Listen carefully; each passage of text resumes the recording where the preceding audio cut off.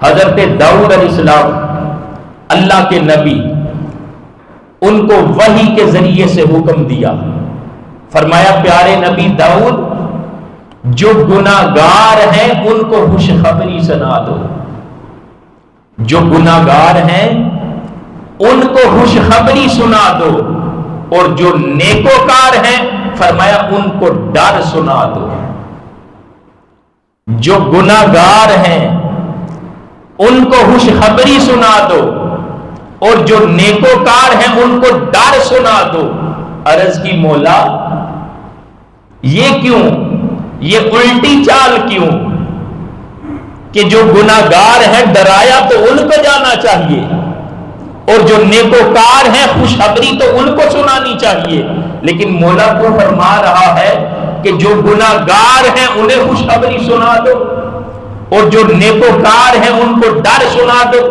فرمایا پیارے داؤد اس لیے کہ جو گناہگار ہیں ان کو خوشخبری سنا دو کہ جو رب کی رحمت ہے وہ بڑی وسیع ہے۔ گناہگارو، سیاکارو، بدعمالو، رب کی نافرمانی کرنے والوں، تم رب کی رحمت سے مایوس نہ ہونا، میرے گناہگار بندوں کو میری رحمت کی خوشخبری سنا دو، اور جو نیکوکار ہیں ان کو ڈر سنا دو۔ کیوں؟ اس لیے کہ نیکوکاروں کو، پرہیزگاروں کو اپنے اعمال پر گمنڈ نہ ہو جائے کہ جو ہم نے اعمال کیے ہیں ان اعمال کی وجہ سے ہماری بخشش اور مغفرت ہوگی۔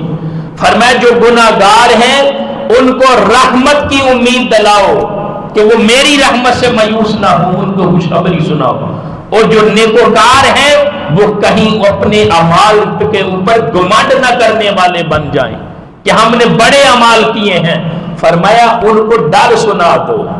تو دوستان محترم، اللہ رب العزت کا اپنے گناہگار بندوں کے ساتھ پیار تو دیکھیں، وہ کس طرح اپنے گناہگار بندوں کو اپنی رحمت کا سہارا دے رہا ہے، اپنی رحمت کی امید دلا رہا ہے کہ میرا کوئی بندہ میری رحمت سے مایوس نہ ہو۔